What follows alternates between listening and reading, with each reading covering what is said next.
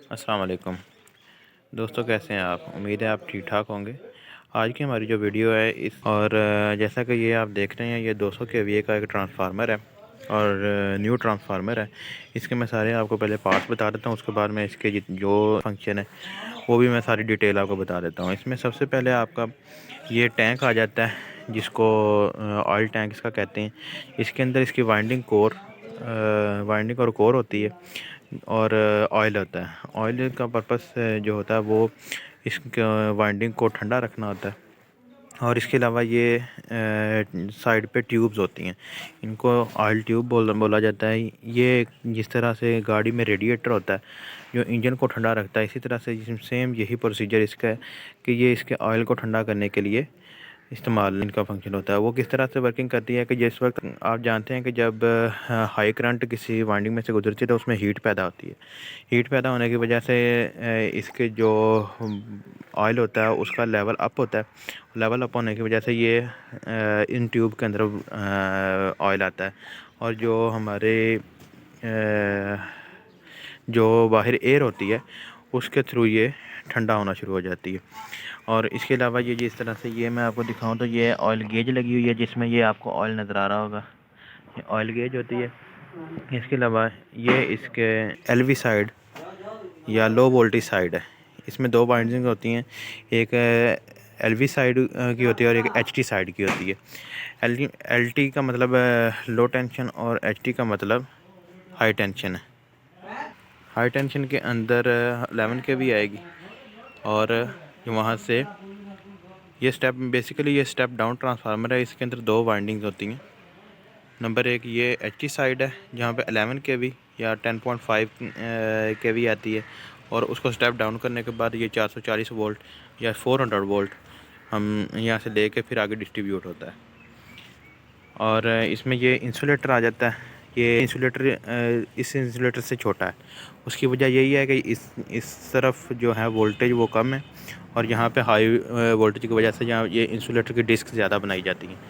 इसके अलावा ये एयर वाल्व होता है जो इसमें अगर एयर आ जाए तो उसको निकालने के लिए होता है। ये मैं आपको करके दिखाता हूँ। इसमें से ये एयर रिलीज़ हो रही है, इसको इस तरह से उठा देना, इसमें से एयर रिलीज़ होती है और जिससे ये इसका जो ऑयल का सर्कुलेशन है वो सही हो जाती है।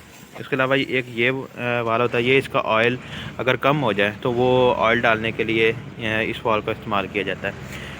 इसके अलावा एक ये स्विच लगा होता है, इसको टेपिंग स्विच कहते हैं। टेपिंग स्विच का मतलब कि ये ट्रांसफार्मर की वाइंडिंग की टेपिंग होती हैं कि अगर इसका मकसद ये होता है कि अगर हमने वोल्टेज कम या ज़्यादा इसमें से लेने हों तो उसके लिए हम इसको नंबर 1 से नंबर 5 तक ये इसके नंबरिंग होती है। मतलब कि इसकी 5 टेपिंग्स हैं।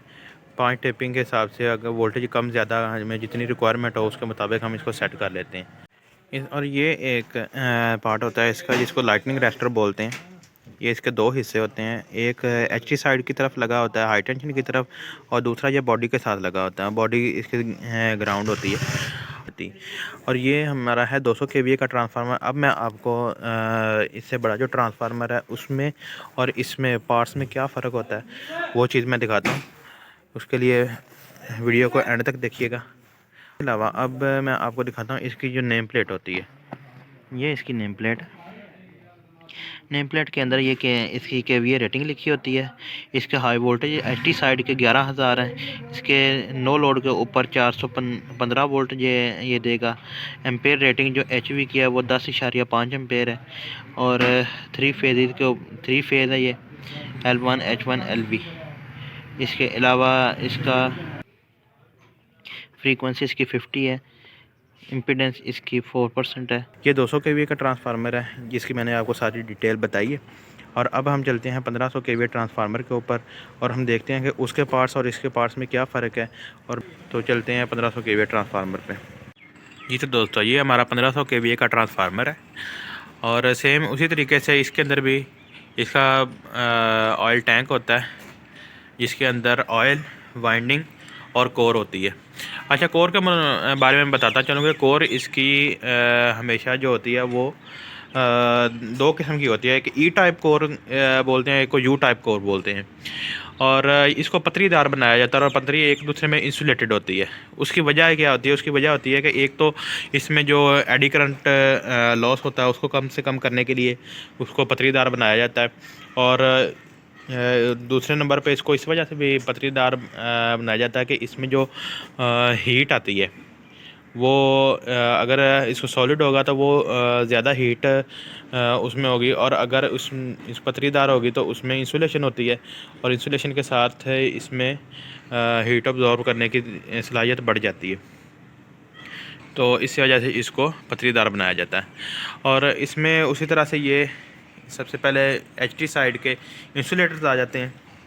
ये देखिए, ये इंसुलेटर आ गए। इंसुलेटर के साथ ये इसका सेम उसी के लाइटनिंग अरेस्टर आ गया। लाइटनिंग अरेस्टर आ गया, और ये इसकी एलटी साइड है, लो टेंशन साइड। ये HT side high tension side, यहाँ से 11,000 वोल्ट इसमें इन होगा, और ये भी स्टेप डाउन ट्रांसफार्मर है। और यहाँ से हम 440 वोल्ट अपने रिसीव करेंगे। इसके अलावा इस 200 केवी ट्रांसफार्मर में के अंदर ये वाली गेज नहीं थी। अब इसमें एक ये इस चीज़ की एडिशन हुई है कि ये वाली जो गेज है इसको इसमें लगाया गया है, जिससे हम इसकी ऑयल का टेम्परेचर चेक कर सकते हैं कि इस टाइम ऑयल का टेम्परेचर कितना है। और जैसे कि ये शो कर रहा है कि ये 10 डिग्री, इस वक्त 11 डिग्री ऑलमोस्ट इसका टेम्परेचर है, और इसको जो सेट किया गया है ये 50 डिग्री पे सेट किया गया है। और ये इसकी सेट करने के लिए गेज होती है, इसको आप कहीं भी सेट कर सकते हैं। और जब टेम्परेचर एक हद से बढ़ता है तो ये अलार्म या ट्रिपिंग दे देता है इसको। और उसके अलावा ये इसके पॉइंट हैं एलटी साइड के, ये साथ नीचे एलटी का इंसुलेटर लगा हुआ है ये, और ये इसके एलटी के पॉइंट है। और दोस्तों इसका एक मेन पार्ट होता है जो प्रोटेक्शन के लिए इस्तेमाल होता है, ये इसका बकल्स रिले है। बकल्स रिले जो होता है ये इसके कंजर्वेटिव टैंक और मेन टैंक के दरमियान में लगाया जाता है। इसका मकसद इसकी वाइंडिंग को प्रोटेक्शन देना होता है। इन केस के हमारी अगर इस ट्रांसफार्मर की वाइंडिंग हीट होना शुरू हो जाए तो इसमें जो ऑयल होता है वो भी हीट होता है। वो जब हीट होता है तो उसमें बुखारात पैदा होता है, और वो बुखारात इस पाइप के थ्रू इसके अंदर जाते हैं। और इसके अंदर ये अगर मैं अंदर दिखा सकूँ तो ये 2 मरकरी के पॉइंट होते हैं। ये इस जगह पे एक ये वाला पॉइंट है और ये एक नीचे पॉइंट है। ये मरकरी के 2 पॉइंट होते हैं। ये ऊपर उठना शुरू हो जाते हैं प्रेशर की वजह से। ये जब ऊपर उठते हैं तो इसमें जो पॉइंट होता है वो वो कॉन्टैक्ट इसका मिल जाता है आपस के अंदर। जिस तरह एक आम रिले के अंदर प्रोसीजर होता है, सेम वही प्रोसीजर के थ्रू एक स्विच की तरह ये काम करती है। और वो जब मिलता है तो इसमें 2 होने के भी एक मकसद है। एक जो पॉइंट होता है वो इसकी ट्रिपिंग के लिए इस्तेमाल किया जाता है, वो उसका वज़न जो दूसरे पॉइंट है उससे ज़्यादा होता है, क्योंकि वो और जो दूसरा पॉइंट है वो अलार्मिंग के लिए, अलार्मिंग वाला पहले ऑपरेट होता है, और जो इसका ट्रिपिंग वाला पॉइंट है वो बाद में ऑपरेट होता है। और इसके अंदर इसी तरह से ये कंजर्वेटिव वाल्व के अंदर ये इसका वाल्व लगा हुआ है जो इसके ऑयल को अगर आपने बंद करना है। और एक बहुत अहम बात वो ये है कि जिस तरह से हर आम प्रोटेक्शन रिले होती है, जिस तरह ओवर वोल्टेज रिले होगी, ओवर करंट रिले हो वो जब ट्रिप हो जाती है तो उसकी ट्रिपिंग मैनुअली निकालनी पड़ती है। सेम इसी यहाँ पे भी यही प्रोसीजर होता है कि इसकी जो अगर ये बकल्स रिले ट्रिप करती है तो इसको भी मैनुअली आप रीसेट करना होगा। उसके बाद ये अपना इसकी जो ट्रिपिंग है वो ख़त्म होगी। इसकी ट्रिपिंग ख़त्म करने के, चूँकि ये सारी मैकेनिकली ऑपरेटेड रिले है, इस वजह से इसका भी सेम इसी तरह। अब जब बुखारात इसकी जो ट्रिपिंग है वो भी मैकेनिकली ही तौर पे इसको रीसेट किया जाता है। रीसेट करने का तरीका ये होता है कि ये इसके 2 वाल लगे होते हैं, एक ये है, एक इसके नीचे लगा होता है। आप इस वाल को खोलेंगे, इसके अंदर जब एयर बन जाती है तो ये एयर के थ्रू ये वाल ऑपरेट होते हैं। और ये वाल आप इसको खोल के इसमें से गैस रिलीज़ करेंगे। ये देखें, इसमें से गैस रिलीज़ हो रही है। अगर नीचे आप देखें ये गैस रिलीज़ हो जाएगी, आप इसको बंद करेंगे और ये बस ये रीसेट हो जाएगी इस तरह से। ये इसका रीसेट करने का मेथड होता है। उसके बाद अगली चीज़ आती है, ये वाल्व आ जाता है जो कंजर्वेटिव टैंक और इसके दरमियान में बकल्स रिले के दरमियान में लगा होता है। तीसरे नंबर पे ये कंजर्वेटिव टैंक है।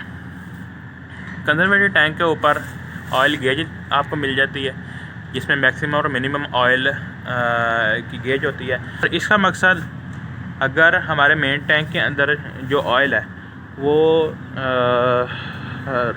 हीट की वजह से ऊपर बढ़े तो वो ऑयल इसके अंदर स्टोर हो जाता है, और जैसे ही वो ऑयल ठंडा होता है इसमें से वापसी ऑयल मेन टैंक के अंदर आ जाता है। ये टेपिंग स्विच आ जाता है। इसके भी सेम उसी तरीके से पॉइंट होते हैं, और इसको हमने वोल्टेज को अप या डाउन करने के लिए इस्तेमाल करते हैं। इसके बाद ये जो पॉइंट है, ये ऑयल अगर कम हो जाता है उसको ऑयल को रीफ़िल करने के लिए इस्तेमाल किया जाता है। इन केस कि हमारी वाइंडिंग ख़राब हो जाए, हमें टैंक को खोलना पड़े, तो उसके लिए ये नीचे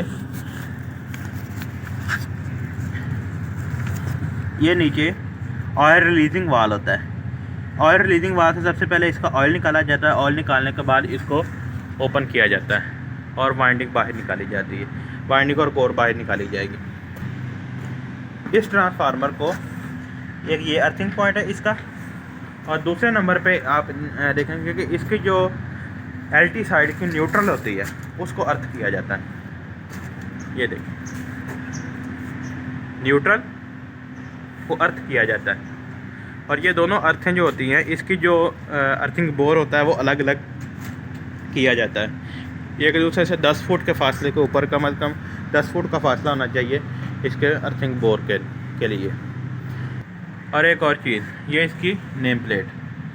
उसी तरह से 1500 kV ट्रांसफार्मर रेटिंग है, रेफरेंस नंबर है, वेक्टर ग्रुप इसका 11 DYN 11, frequency 50, 3x3 phase, cooling oil natural, air natural.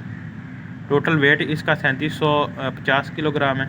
Assembly kg, ये इसका सारा जितना भी डिटेल है ये सारी यहाँ पे दर्ज की गई है। तो दोस्तों, उम्मीद है ये आपको वीडियो पसंद आई होगी। अगर आपको वीडियो पसंद आई है तो लाइक और सब्सक्राइब करें, और बेल के आइकन को प्रेस करें ताकि आपको हर आने वाली वीडियो का नोटिफिकेशन मिले। और अल्लाह हाफिज़।